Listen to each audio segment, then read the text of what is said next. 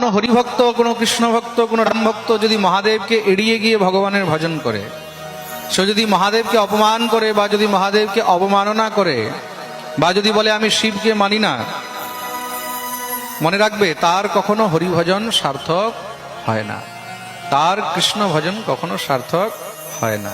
কেন?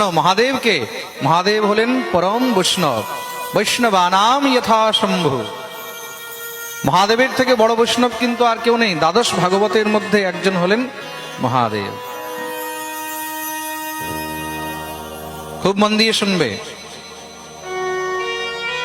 ভাগবত পরম ভক্তদের মধ্যে, পরম বৈষ্ণবদের মধ্যে, পরম ভাগবতের মধ্যে একজন হলেন দেবাদিদেব মহাদেব। তার জন্য যদি হরির ভজন করতে হয় তাহলে হরেরও ভজন করিতে হইবে। হর কৃপা ছাড়া হরি কৃপা সম্ভব নয়। হরিধাম যেতে হলে আগে হরধাম যেতে হবে। হরধাম কোথায় জানো? হ্যাঁ, শ্মশান।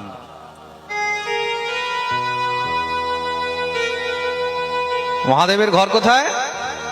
হ্যাঁ, শ্মশান। মহাদেবকে শ্মশান